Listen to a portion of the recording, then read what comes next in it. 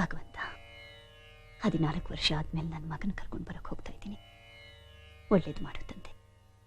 ಕದಂಬ ಕದಂಬ ಎಲ್ಲಮ್ಮ? ಕದಂಬ ಬಂದಿಲ್ವಾ? ಇನ್ನೂ ಬಂದಿಲ್ಲ ಅಣ್ಣ. ಇನ್ನೂ ಬಂದಿಲ್ವಾ? ಫ್ಲೈಟ್ ಟೈಮ್ ಆಯ್ತಮ್ಮ. ಏನಮ್ಮ ಅವನಿಗೆ ಟೈಮ್ ಸೆನ್ಸ್ ಇಲ್ವಾ?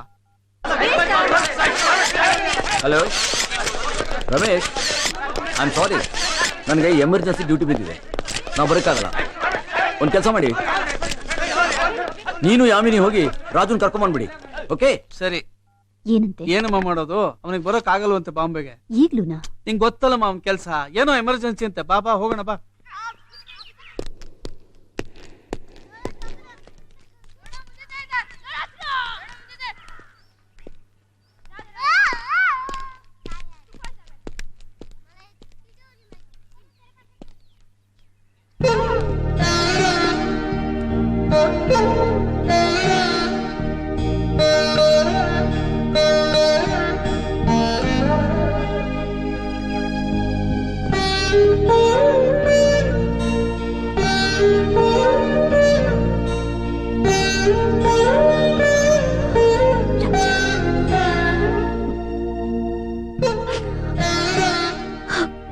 ನನ್ಕಂದ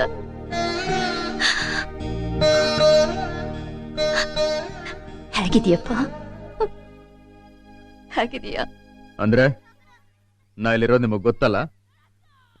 14 ವರ್ಷದಿಂದ ನೋಡಕ್ ಬರ್ದಿರೋರು ಈಗ ಯಾಕೆ ಬಂದ್ರಿ? ಅವ್ರು ಬರ್ಲಿಲ್ವಾ? ಅಪ್ಪನೇ ಇಲ್ಲಿಗೆ ಬಂದು ನಿನ್ನ ಕರ್ಕೊಂಡು ಹೋಗ್ಬೇಕು ಅಂತ ತುಂಬಾ ಆತ್ರ ಸಂತೋಷದಿಂದ ಹೊರಟ್ರು. ಅರ್ಜೆಂಟಾಗಿ ಕೆಲಸ ಬಿದ್ಬಿಡ್ತಪ್ಪ. ಮಗನಿಗಿಂತ ಕೆಲಸನೇ ಹೆಚ್ಚಾಯ್ತಲ್ಲ. ನನ್ನ ಪಾಡಿಗೆ ನನ್ನ ಬಿಟ್ಬಿಡಿ. ಹಾಗಲ್ಲಪ್ಪ, ನಿನ್ನ ಪನಿಷ್ಮೆಂಟ್ ಪೀರಿಯಡ್ ಮುಗಿಲಿ ಅಂತ ಕಾಯ್ತಾ ಇದ್ವಿ. ನಡಿ ಮನೆಗೆ ಹೋಗೋಣ. ಬಾಪ್ಪ ಹೋಗೋಣ. ಅನಾಥನಾಗಿ ಬಂದೆ, ಅನಾಥನಾಗೆ ಹೋಗ್ತೀನಿ. ಭೂಮಿ ತುಂಬಾ ವಿಶಾಲವಾಗಿದೆ.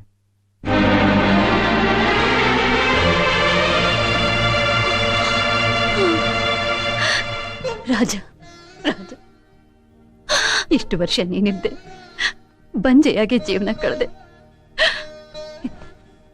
ದಯವಿಟ್ಟು ಈಗಲಾದ್ರೂ ಆ ಕೊರಗನ ದೂರ ಮಾಡಪ್ಪ, ಪ್ಲೀಸ್ ಪ್ಲೀಸ್. ಪಾಪ ಹೋಗೋಣ. ಪಾಪ ಬಾರೋ.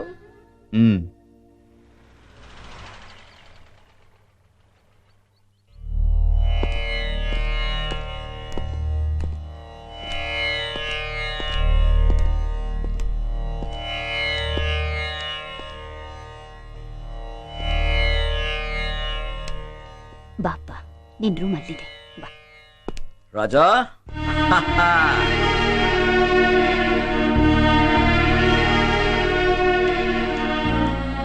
Raja, welcome welcome my dear son. Come. ಹೊಡೆದು ಸಾಯಿಸು ನನ್ನ ಮಗನ. Kill him, kill him. ರಾಜ,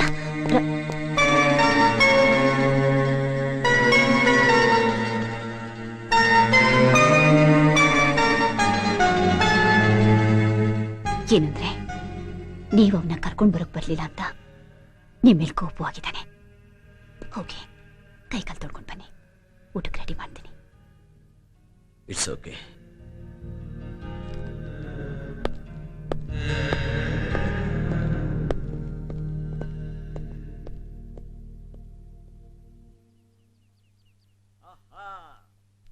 ವೆರಿ ಗುಡ್. ಆಗ್ಲೇ ಎಲ್ರು ಶುರು ಮಾಡ್ಬಿಟ್ರಾ? Very good, enjoy. Yamini, Raja ಇಷ್ಟಪಡೋದೆಲ್ಲ ಮಾಡಿದಿರ ತಾನೆ? ರಾಜಾಗ ಇದು ಬಹಳ ಇಷ್ಟ. Come on my dear son, enjoy. Raja, ನಿನ್ನ ದೃಷ್ಟಿಲಿ ನಾವಿಬ್ರು ಕೆಟ್ಟವರಾಗಿದ್ದೀವಿ ಅಂತ ನನಗೆ ಚೆನ್ನಾಗಿ ಗೊತ್ತು. ಇಷ್ಟು ವರ್ಷ ಆದ್ರೂ ನೀನ್ ನೋಡಕ್ ಬರಿಲ್ಲ ಅಂತ ನಿನಗೆ ನಮ್ಮ ಮೇಲೆ ಕೋಪ. ಯಾವತ್ತು ಹುಲಿ ಮೇಲೆ ಬಿದ್ದ ಕಬ್ಬಣ ತುಕ್ಕಿಡಿಯೋದಿಲ್ಲ. ಅದೊಂದು ಒಳ್ಳೆ ಆಕಾರ ತಗೊಂಡೇ ಹೊರಗಡೆ ಬರುತ್ತೆ. ಹಾಗೆ ನೀನು ಒಳ್ಳೆಯವನಾಗಿ ಬರ್ತೀಯ ಅಂತ ನಾನು ಕಾಯ್ತಾ ಇದ್ದೆ. ರಾಜ, ಯಾವ ತಂದೆ ತಾಯಿಗಾದ್ರೂ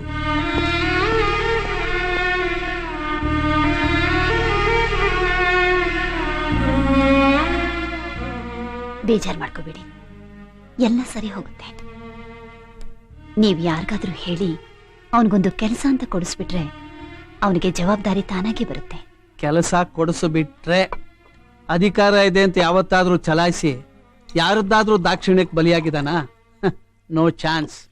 ಹೋಗ್ಲಿ, ಅವನಿಗೆ ಮೊದಲು ಮದುವೆ ಆದ್ರೂ ಮಾಡೋಣ ರೀ. ಯಾಮಿನಿ, ಇಷ್ಟು ವರ್ಷ ನಾನಾಯ್ತು, ನನ್ನ ಕೆಲಸ ಆಯ್ತು ಅಂತ ಇದ್ಬಿಟ್ಟೆ. ಈಗ ನಾನು ಯಾರ ಹತ್ರ ಹೋಗಿ ನನ್ನ ಮಗನಿಗೆ ಹೆಣ್ಣು ಕೊಡಿ ಅಂತ ಕೇಳಿ? ನಾನು ಯಾರ ಹತ್ರ ಹೋಗಿ ಕೇಳಿ? ಆ ಯೋಚನೆ ನಿಮಗೆ ಬೇಡ ರೀ. ಎಲ್ಲ ವ್ಯವಸ್ಥೆ ನಾನ್ ಮಾಡ್ತೀನಿ, ನೀವು ಒಪ್ಪಿಗೆ ಕೊಟ್ರೆ ಸಾಕು.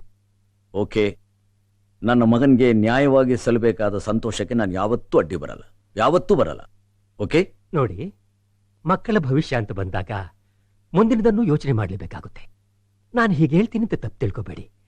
ರಾಜನಂತ ಮಗ ನನಗಿತ್ತು, ನಾನು ನಿಮ್ಮ ಮನೆಗೆ ಹೆಣ್ಣು ಕೇಳೋಕ್ ಬಂದಿದ್ರೆ ನೀವು ಹೆಣ್ಣು ಕೊಡ್ತಾ ಇದ್ರಾ? ದಯವಿಟ್ಟು ಕ್ಷಮಿಸ್ಬಿಡಿ.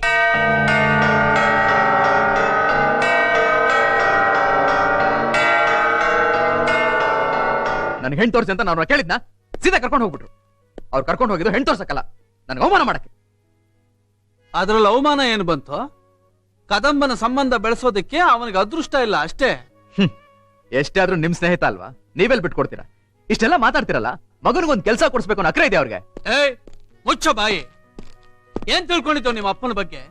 ಹೋದ್ ಜನ್ಮದಲ್ಲಿ ನೀ ಮಾಡಿದ ಪುಣ್ಯ, ಈ ಜನ್ಮದಲ್ಲಿ ಅವನಿಗೆ ಮಗನಾಗಿ ಹುಟ್ಟಿದ್ಯಾ. ಜಗತ್ತಲ್ಲಿ ನಿಮ್ಮ ಅಪ್ಪನ ಅರ್ಥ ಮಾಡ್ಕೊಂಡಿರೋದು ಇಬ್ರೇ ಕಣೋ. ಒಂದು ಆ ನಿನ್ನ ತಾಯಿ, ಇನ್ನೊಂದು ನಾನು.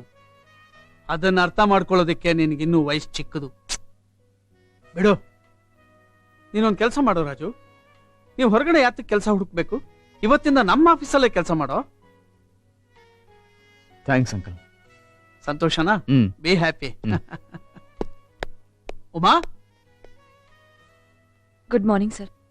Good morning. ಇದೇನಮ್ಮ, ಯಾರೋ ಗಂಡಿನ ಕಡೆಯವ್ರು ನೋಡಕ್ ಬರ್ತಾರ, ರಜಾ ಬೇಕು ಅಂತ ಹೇಳಿದ್ದೆ, ಬಂದ್ಬಿಟ್ಟಿದ್ಯಲ್ಲ, ಯಾಕೇನಾಯ್ತು? ಅದೇ ಹಳೆ ಕತೆ ಸರ್. ಅವ್ರು ನನ್ನ ನೋಡೋಕ್ ಬರೋಕ್ ಮುಂಚೆನೆ ನಮ್ಮ ತಂದೆ ವಿಷಯ ಗೊತ್ತಾಗಿ ಕ್ರಿಮಿನಲ್ ಮಗಳು ನಮಗ್ ಬೇಡ ಅಂತ ಹೇಳ್ಬಿಟ್ರು ಸರ್. ನಿಮ್ ತಂದೆ ಮಾಡೋ ತಪ್ಪಿಗೆ ನೀನೇನ್ ಮಾಡೋಕ್ ಸಾಧ್ಯ ಅಮ್ಮ? ನಿನ್ ಒಳ್ಳೆ ಮನ್ಸನ್ನ ಯಾರು ಅರ್ಥ ಮಾಡ್ಕೊಳ್ತಾ ಇಲ್ವಲ್ಲ. ಯೋಚನೆ ಮಾಡ್ಬೇಡ, ಟೈಮ್ ಬಂದ್ರೆ ಎಲ್ಲ ಒಳ್ಳೇದಾಗುತ್ತೆ. Carry on. Okay sir.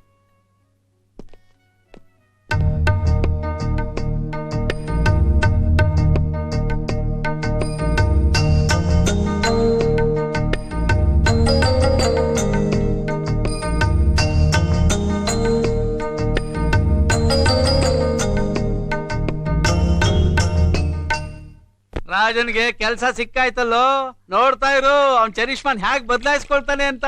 ಅಯ್ಯೋ, ಗೊತ್ತು ಕಣೋ ಯಾಮಿನಿ, ತುಂಬಾ ಕುಯ್ತಾ ಇದ್ದಾನೆ. ಆದಷ್ಟು ಬೇಗ ಏನಾದ್ರೂ ಕುಡಿಯೋದು ಕೊಡಿ. ಲೇ, ತಮಾಷೆ ಅಲ್ವಾ?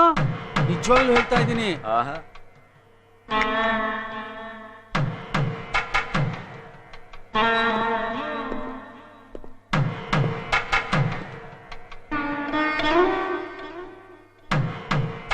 ಏನ್ ಆರ್ತಿ ಹತ್ಲಿಲ್ಲ ಅಂತ ಯೋಚನೆ ಮಾಡ್ತಿದ್ಯಾ? ಈ ಮನೇಲಿ ನನಗೆ ಆರ್ತಿಗಿಂತ ಮಂಗಳಾರತಿನೇ ಜಾಸ್ತಿ ಆಗಿರೋದು. ರಾಜ, ಏನಪ್ಪ ಇದು? ಯಾರಿಗೂ ಹೇಳ್ದೇನೆ ಮದುವೆ ಮಾಡ್ಕೊಂಡ್ಬಿಟ್ಯಾ? ನಿನಗೆ ಯಾರೋ ಹೆಣ್ಣು ಕೊಡ್ತಾರೆ ಅಂತ ಒಬ್ಬ ಕೇಳಿದ್ನಲ್ಲ, ಈಗ್ಲಾದ್ರೂ ಗೊತ್ತಾಯ್ತಾ ನನಗೂ ಹೆಣ್ಣು ಕೊಡಕ್ ಜನ ಇದಾರೆ ಅಂತ? ಇನ್ಮೇಲೆ ಅತ್ತೆ ಮಾವ ಅಂತ ಕರಿಬೇಕಾಗಿರೋದು ಇವ್ರನ್ನೇ. ಆಶೀರ್ವಾದ ತಗೋ.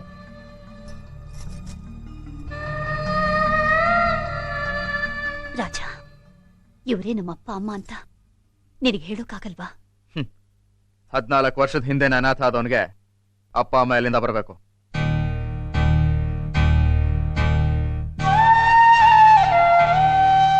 ಒಂದ್ ನಿಮಿಷ.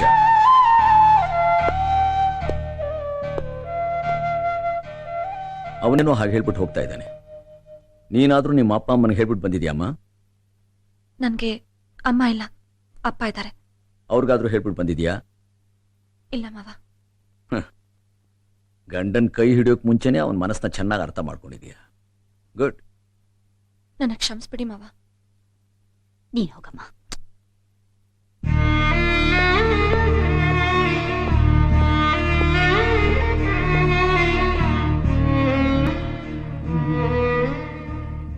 ಅವನ್ ಥರನೇ ಮಾತಾಡು, ಮಾತಾಡು, ಮಾತಾಡು. ಯಾಮಿನಿ, ಯಾಮಿನಿ, ಏನಿದು? ಹಣಕ್ಕಿಂತ ಗುಣದ ಬೆಲೆ ಕೊಟ್ಟು ಇಷ್ಟು ವರ್ಷ ಗೌರವದಿಂದ ಬಾಳಿದ ಮನೆ ನಮ್ದು. ಇವತ್ತು ಅವಳು ಯಾರೋ ಗೊತ್ತಿಲ್ಲ, ಅವಳ ಗುಣ ಎಂಥದ್ದೋ ಗೊತ್ತಿಲ್ಲ. ಅಲ್ಲ, ಅಪ್ಪ ಕಳ್ಳ ಆದ್ರೂ ಮಗಳು ಅಪ್ಪಟ್ಟ ಬಂಗಾರ ರೀ. ಕಾಗೆ ಬಂಗಾರ ಆಗಿದ್ರೆ ಛೇ, ಒಟ್ನಲ್ಲಿ ಪವಿತ್ರವಾದ ಗಂಗೆಲಿ ಕೊಚ್ಚೆ ನೀರು ಬಿದ್ದಾಗಾಯ್ತು. ಹಾಗ್ಯಾಕೆ ಹೇಳ್ತೀರಿ? ಊರೂರ್ ಪಾಪ ತೊಳೆಯೋ ಗಂಗೆಗೆ ಕೊಚ್ಚೆ ನೀರನ್ನ ಪನ್ನೀರನ್ನಾಗಿ ಮಾಡೋ ಶಕ್ತಿ ಇರೋದಿಲ್ವೇ? ಗಂಗೆ ತಲೆ ಮೇಲೆ ಬಿದ್ದ ತಕ್ಷಣ ಎಲ್ರ ಪಾಪ ಪರಿಹಾರ ಆಗಲ್ಲ. ಹ್ಮ್. ಅದಕ್ಕೆ ಪರಿಶುದ್ಧವಾದ ಮನಸ್ಸು ಇರಬೇಕು. ಅವಳಿಗೂ ಆ ಮನಸ್ಸಿರಬಹುದು. ಈಗ ಗೊಬ್ಬರದ ಗುಂಡಿನಲ್ಲಿ ಗೊಬ್ಬರದ ಹುಳ ಹುಟ್ಟುತ್ತೆ, ಹಾಗೆ ಭತ್ತ ತೆನೆನೂ ಬೆಳೆಯುತ್ತೆ. ಗೊಬ್ಬರದಲ್ಲಿ ಬೆಳೆದ ಭತ್ತ ಅಂತ ತಿಂದೆ ಬಿಸಾಕ್ಬಿಡ್ತೀವಾ? ಅಂದ್ರೆ ನೀನ್ ಹೇಳೋದೇನೋ ನಾನು ಏನು ಹೇಳಲೇ ಇಲ್ವೇ? ಹೇಳಿ ಅಂತಾನೆ ಈ ನಾಟಕ.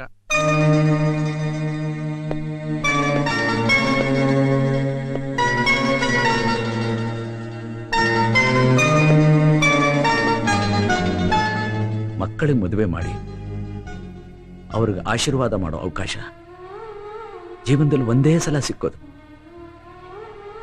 ಆದರೆ ಇವನು ಅದನ್ನೂ ನಮ್ಮಿಂದ ಕಿತ್ಕೊಂಬಿಟ್ಟ.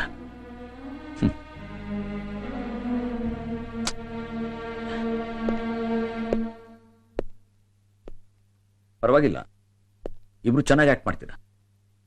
ನಂತರನೇ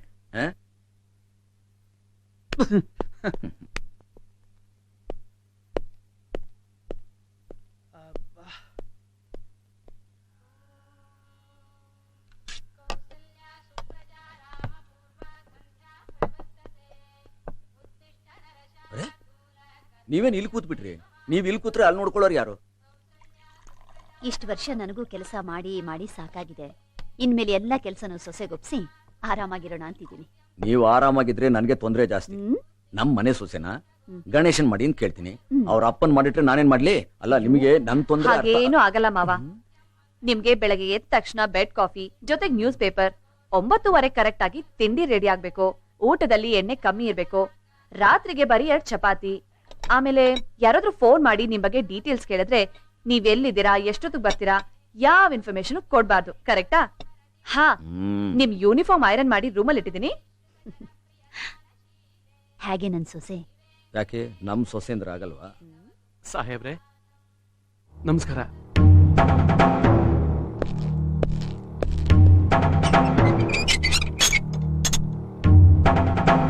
ನೀನಾ? ಸಾಹೇಬ್ರೆ ಸಾಹೇಬ್ರೆ ನನ್ನನ್ನು ಕ್ಷಮಿಸ್ಬಿಡಿ ಸಾಹೇಬ್ರೆ. ನೀನ್ ಯಾಕೆ ಇಲ್ಲಿಗೆ ಬಂದೆ? ಮಾವ, ಅವ್ರು ನಮ್ ತಂದೆ. ಸಾಹೇಬ್ರೆ, ನಿಮ್ ಎದುರುಗಡೆ ನಿಂತ್ಕೊಂಡು ಮಾತಾಡೋ ಯೋಗ್ಯತೆನೂ ನನಗಿಲ್ಲ. ಅಂಥದ್ರಲ್ಲಿ ನನ್ನ ತನ್ನ ಮಗಳನ್ನ ನಿಮ್ ಮಗ ಮದುವೆ ಮಾಡ್ಕೊಂಡು ಬಂದಿದ್ದಾರೆ ಅಂತ ಗೊತ್ತಾಯ್ತು. ನಮ್ಮಿಂದ ನಿಮ್ ಕುಟುಂಬಕ್ಕೆ ಕೆಟ್ಟ ಹೆಸರು ಬರಬಾರ್ದು. ನನ್ನ ಮಗಳು ಬಹಳ ಹಾಳಾದ್ರೂ ಪರವಾಗಿಲ್ಲ. ಬೇಕಾದ್ರೆ ಈಗಲೇ ಕರ್ಕೊಂಡು ಹೋಗ್ಬಿಡ್ತೀನಿ ಸಾಹೇಬ್ರೆ. ರಂಗ, ಕೆಸರಿನಲ್ಲಿ ಕಮಲ ಹುಟ್ಟಿದ್ರು ಅದನ್ನ ಪೂಜೆಗೆ ತಾನೇ ಉಪಯೋಗಿಸ್ತೀವಿ. ಉಮಾ ಈ ಮನೆ ಸೊಸೆ ಮಾತ್ರ ಅಲ್ಲ, ನಮ್ಮ ಮಗಳು. ಬಾ.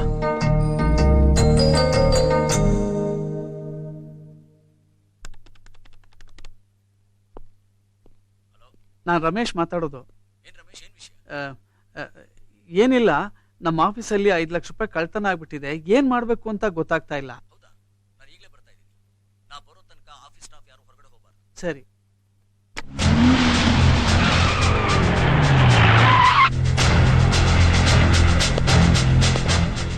ಎಷ್ಟು ವರ್ಷದಿಂದ ಈ ಕಂಪ್ನಿ ಕೆಲಸ ಮಾಡ್ತಿದ್ದೀರಾ? 5 ವರ್ಷದಿಂದ. As a cashier? ಹೌದು ಸರ್. You? Receptionist from 3 years. Salesman sir since 4 years. ನಿಮ್ಮ ಹೆಸರೇನು? ರಾಜಶೇಖರ್. ಎಷ್ಟು ದಿವಸದಿಂದ ಈ ಕಂಪ್ನಿ ಕೆಲಸ ಮಾಡ್ತಿದ್ದೀರಾ? 20 ದಿವಸದಿಂದ.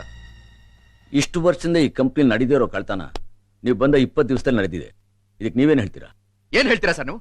ಇಲ್ಲಿ ಇಷ್ಟೊಂದು ಜನ ಇದ್ರು, ನಾನೇ ಹಣ ಕದ್ದ ಅನ್ನೋ ಕೇಳ್ತಿರಲ್ಲ. ನನಗೂ ಈ ಕಳ್ತನಕ್ಕೂ ಸಂಬಂಧ ಕಲ್ಪಿಸ್ತಾ ಇದ್ದೀರಾ ನೀವು?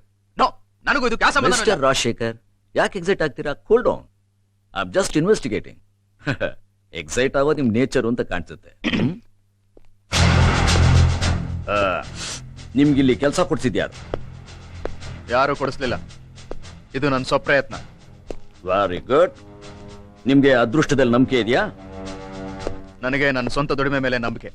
ಇಲ್ಲಿ ನಡೆದಿರೋ ಕಳ್ತನ ಕೊಡೋ ಒಬ್ಬರ ದುಡಿಮೆ ಅಂತ ನಾನ್ ಭಾವಿಸ್ತೀನಿ. ನೀವೇನ್ ಹೇಳ್ತೀರಾ? ಅದ್ರ ಬಗ್ಗೆ ನಾನು ಹೇಗೆ ಅಭಿಪ್ರಾಯ ಕೊಡಕ್ ಸಾಧ್ಯ? ಯಾಕೆ? ನನಗೆ ಗೊತ್ತಿರುತ್ತಾನೆ.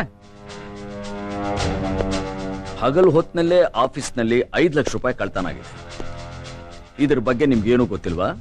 ಕಳ್ತನ ಹೇಗಾಯ್ತು ಅಂತ ಕ್ಯಾಶಿಯರ್ಗೆ ಗೊತ್ತಿಲ್ಲ ಅಂದ್ಮೇಲೆ ನನಗೆ ಹೇಗೆ ಗೊತ್ತಿರುತ್ತೆ? ನಿಮ್ಗೆ ಬೇರೆ ಯಾರ ಮೇಲಾದ್ರೂ ಅನುಮಾನ ಇದೆಯಾ? ಯಾಕೆ ಈಗ ಸುತ್ತಿ ಬಳಸಿ ಮಾತಾಡ್ತಿದ್ದೀರಾ? ಒಂದ್ ವೇಳೆ ನಾನೇ ಆ ಕಳ್ತನ ಮಾಡಿದ್ರೆ ಬೇರೆಯವ್ರ ಮೇಲೆ ಆ ತಪ್ಪು ನಾನ್ ತಪ್ಪಿಸ್ಕೊಳಕ್ ಪ್ರಯತ್ನಿಸ್ತೀನಿ ಅಂತ ನೀವು ತಿಳ್ಕೊಂಡಿದ್ರಲ್ಲ? You are too clever. ನಿಮ್ ಹೋಗ್ಲಿಕ್ಕೆ ನನಗೆ ಬೇಕಾಗಿಲ್ಲ. ನನಗೂ ಈ ಕಳ್ತನಕ್ಕೂ ಯಾವ ಸಂಬಂಧನೂ ಇಲ್ಲ. You may go. Mister Rajashekar, ವಿಚಾರಣೆ ಮುಗಿಯೋವರೆಗೂ ಬೇರೆ ಯಾವ ದೇಶಕ್ಕೂ ಹೋಗಲ್ಲ ತಾನೆ? ನಮ್ ತಂದೆ ತಾಯಿಗೆ ನನ್ ಕಂಡ್ರು ತುಂಬಾ ಪ್ರೀತಿ. ಪಕ್ಕದವ್ರಿಗೂ ಅವ್ರು ನನ್ನ ಒಬ್ನೇ ಕಳ್ಸಲ್ಲ ಸರ್. ಕೆಲವು ಜಾಗಕ್ಕೆ ಒಬ್ಬರೇ ಹೋಗ್ಬೇಕಾಗತ್ತೆ. ಏನ್ ಹೇಳ್ತಿದ್ದೀರಾ? Nothing. You may go. Okay, all of you please.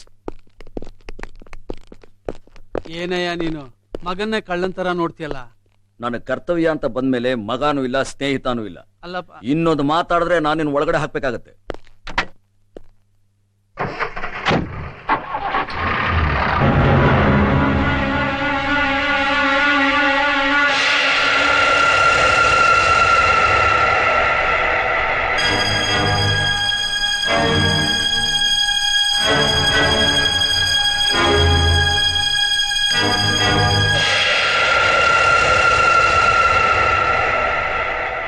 This is too much uncle.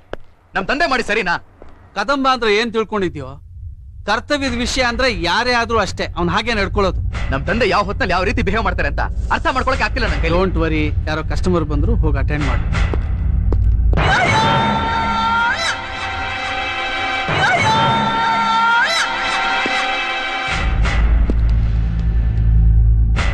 Hello sir, please come. Smart boy. Thank you sir. Kadamba ನೀವು? My father sir. Oh father.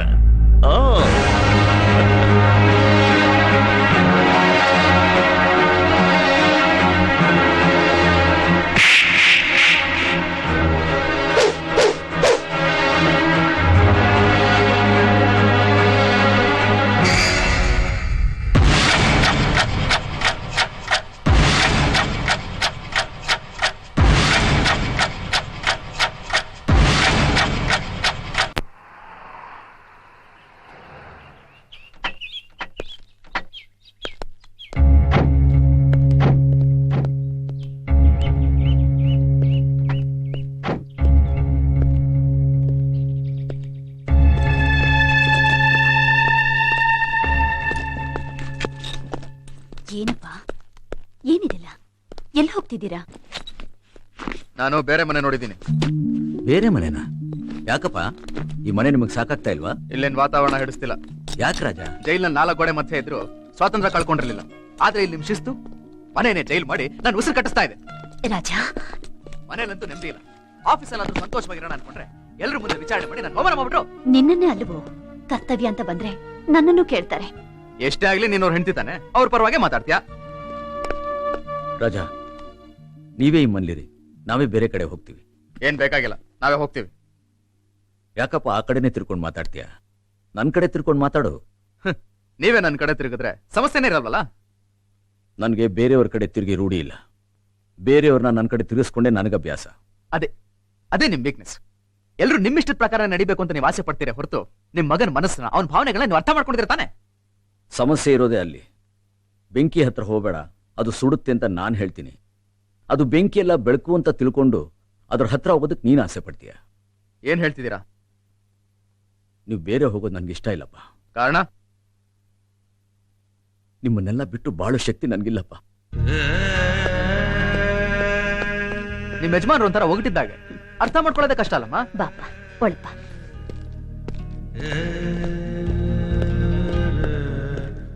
Thank you ಮಾವ. ನನಗೂ ನಿಮ್ಮನ್ನು ಬಿಟ್ಟು ಹೋಗೋದಕ್ಕೆ ಇಷ್ಟ ಇರಲಿಲ್ಲ.